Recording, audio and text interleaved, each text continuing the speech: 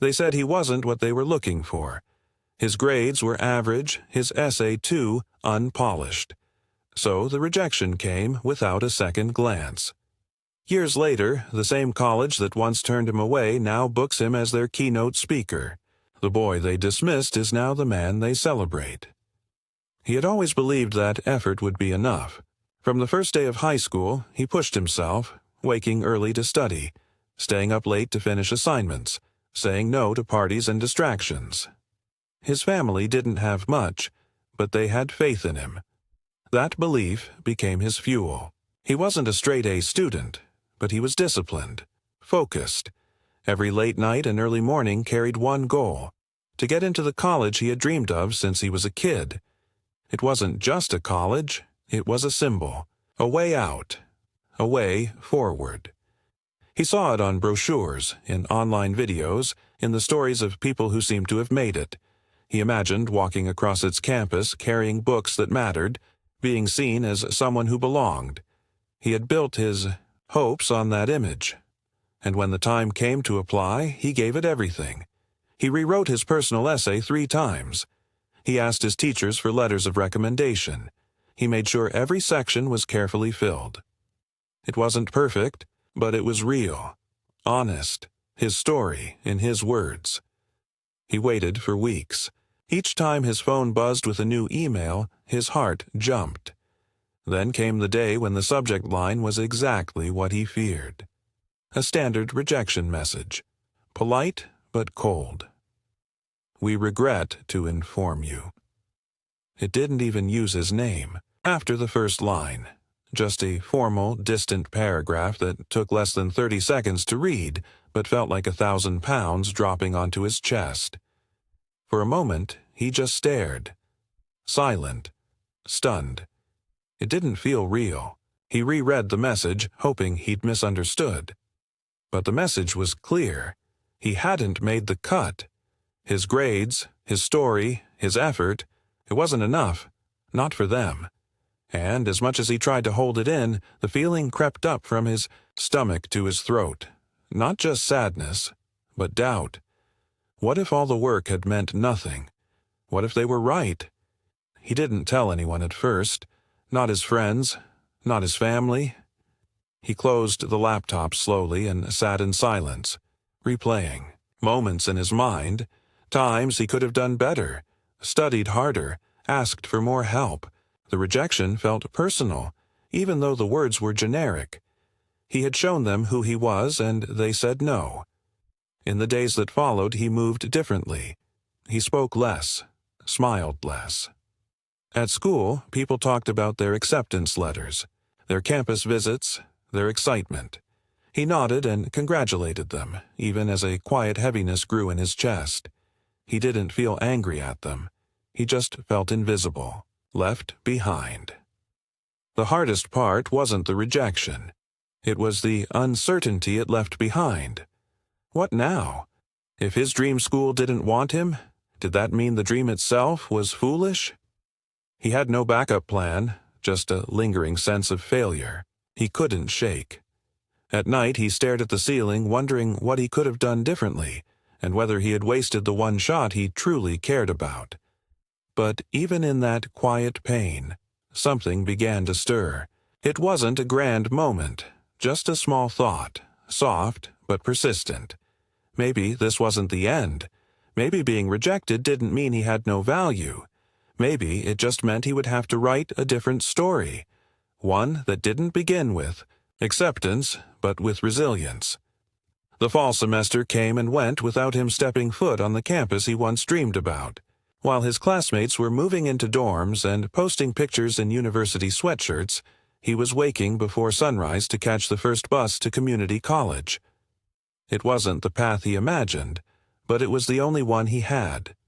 There were no leafy courtyards or grand lecture halls, just a windowless classroom, a part-time schedule, and a chipped desk in the back where he quietly took notes. Money was tight, so he picked up hours at a nearby grocery store. He bagged groceries during the day and studied in the break room during his lunch. On weekends, he stocked shelves, pushing heavy carts and memorizing anatomy flashcards between shifts. There was no glamour in it, no recognition. But he kept going. He kept showing up. He treated every textbook like it mattered, every quiz like it was a chance to sharpen something deeper than memory. His character. What he lacked in prestige, he made up for in hunger. While others coasted through classes on autopilot, he listened intently, asked questions, stayed late when professors allowed. He knew he wasn't the smartest in the room, but he also knew that effort could close the gap. The rejection had stung, but it hadn't broken him. If anything, it had ignited something more durable than pride. Purpose. He stopped comparing his path to others. It took time. There were still moments when he'd see photos of college campuses on social media and feel that familiar ache, like he had missed his turn. But slowly, he began to understand something bigger. The place didn't make the person. What mattered was the work, the grind, the growth, and that could happen anywhere. He started reading beyond the syllabus, biographies, articles, case studies. He asked his professors for extra material. He watched free online lectures late into the night, scribbling notes as if he were in an Ivy League classroom. He wasn't trying to catch up. He was trying to build something stronger. Not just knowledge, but discipline. The kind that stays with you even when no one's watching. Community college wasn't easy. He juggled jobs, long commutes, and academic pressure without the cushion of a support system. He didn't have advisors checking in or parents who could help with homework. What he had was internal, a voice that kept saying, "Keep going." So he did. The turning point came quietly. A professor pulled him aside after class one day and asked if he'd ever considered applying for a research internship.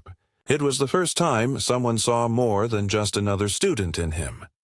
That moment gave him something the rejection had nearly stolen: belief. He applied. He got in. And once that door opened, others followed. By the end of his second year, he had a small stack of accomplishments, nothing flashy but solid. A published article in a student journal, a completed internship, a part-time tutoring job. He had built it piece by piece, without shortcuts or applause, and with every step he moved further away from the version of himself who once believed his story had ended with a single rejection. He hadn't proven anyone wrong yet, but he had proven one thing: he wasn't done, not even close. By the time he finished community college, his mindset had changed entirely. He no longer thought in terms of what doors were open to him. He focused instead on how to build his own. Transferring to a university wasn't just about completing a degree. It was about expanding what he'd started. The lessons learned from working multiple jobs, managing time down to the minute, and carrying himself through rejection had forged a kind of clarity in him. He wasn't waiting to be chosen anymore. He was choosing himself. During his first semester at the new university, he found a quiet corner in the library where he sketched out an idea on loose notebook paper, an idea that had come from his own struggles, a digital mentorship platform for first-generation college students. Nothing flashy, just a simple tool to connect students like him with people who had already navigated the maze of school, scholarships, and self-doubt. He didn't have money to fund it. He didn't have investors or a business degree.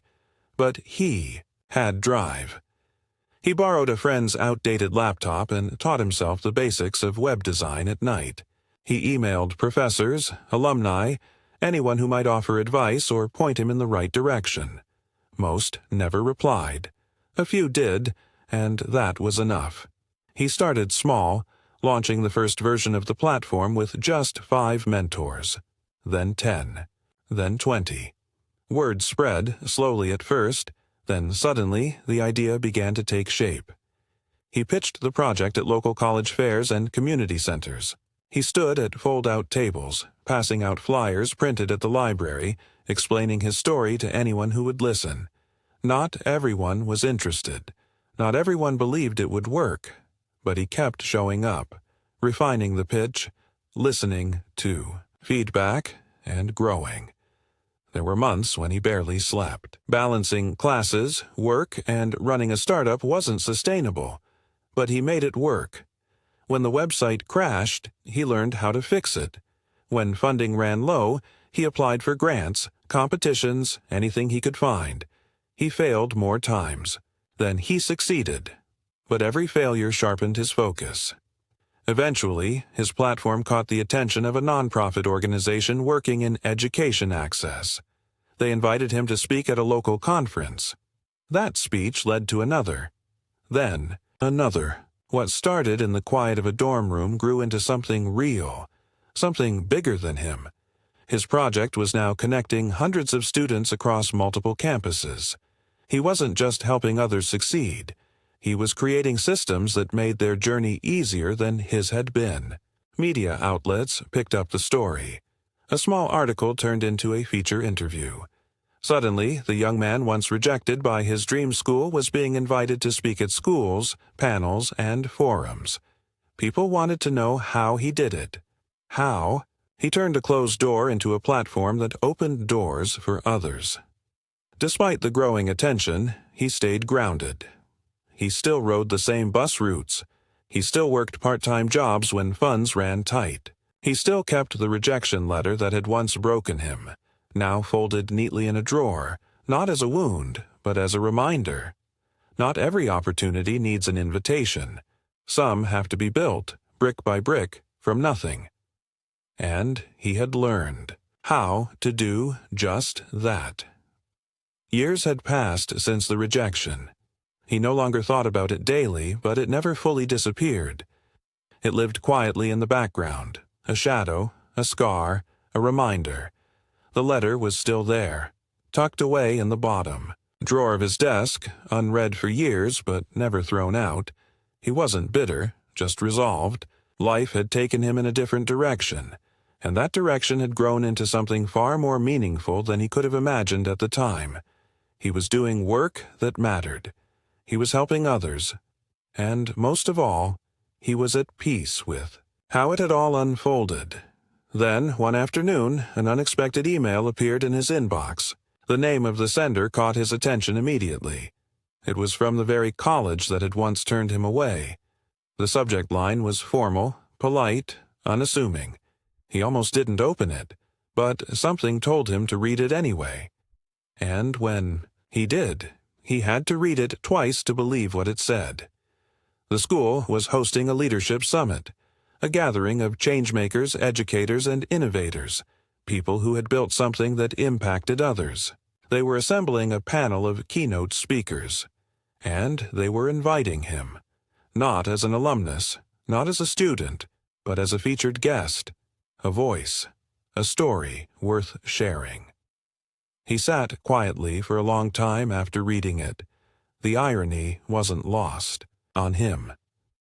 The same institution that once told him he didn't fit their criteria now wanted him to speak to a crowd of students who were following the paths he had once dreamed of. It wasn't about revenge. It wasn't even about validation. It was something deeper, a strange, still moment of clarity. Its life had come full circle, not with noise, but with grace. He didn't respond right away, not because he was unsure, but because he wanted to process it fully. He thought back to the version of himself who had once stared at a rejection letter, devastated and directionless. That boy couldn't have imagined this email, couldn't have seen this day coming, and yet here it was, a real invitation, a real moment. Eventually, he replied with a simple yes.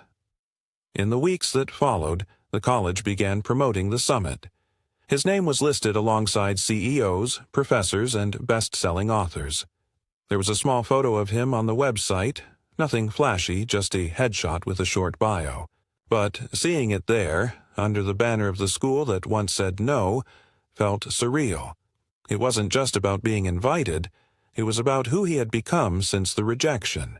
A builder, a guide, someone who had earned his way, not through prestige, but through persistence.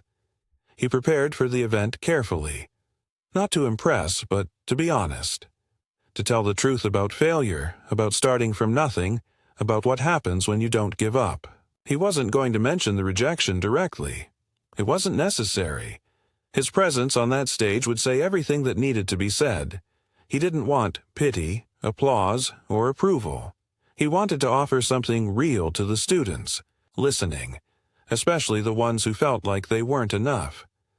The invitation had arrived without warning, but he was ready, not just to speak, but to stand as proof that rejection is not the end of a story. Sometimes it's the beginning of one that matters far more. He arrived on the day of the summit with no entourage, no fanfare, and no need for attention. He wasn't there to relive a past wound or to prove a point.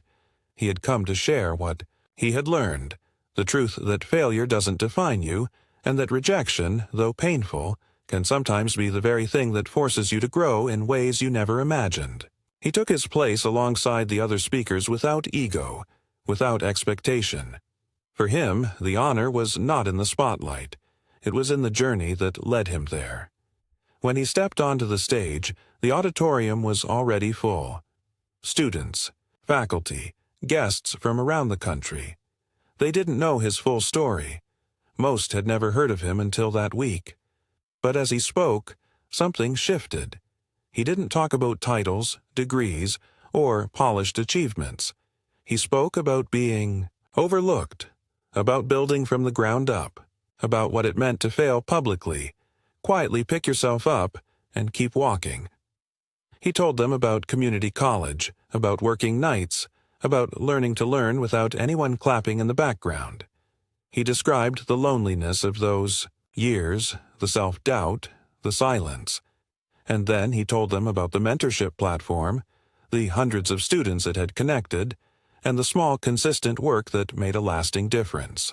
His voice wasn't loud, his delivery wasn't dramatic, but his words landed with weight, because they were real. The applause came at the end, not the kind that fades quickly, but the kind that grows slowly and stays, not because he had dazzled the crowd, but because he had told the truth. A truth many in the room had needed to hear, that setbacks don't signal the end, that sometimes the people who are told no become the ones who change the rules, entirely. After the summit, students lined up to speak with him, not because he was famous, but because he felt familiar. He listened carefully to each question, each story, offering honest answers and quiet encouragement. He didn't see himself as a success story. He saw himself as a work in progress, proof that growth is possible even after rejection, especially after rejection. The school presented him with a small plaque, Distinguished Guest and Innovator in Education. He accepted it with a smile, but the recognition didn't change him. It didn't need to. The real victory had happened long before he walked onto that stage. It had happened in every moment he chose not to give up. In every silent hour he spent building something when no one was watching. In every student he helped along the way. He left the event the same way he came, in quiet reflection. There were no headlines the next day, no viral videos, but something lasting had taken place. He had closed a loop without bitterness. The boy who once stared at a rejection letter wondering if he was good enough had become a man others now turned to for guidance. And though he would never say it himself, those who heard him that day knew the truth. The rejection had not been a failure. It had been a redirection, one that led to a story far more meaningful than the one he had originally planned. Not a perfect story, but a true one. One that would be remembered not just for its ending, but for its quiet, unstoppable rise.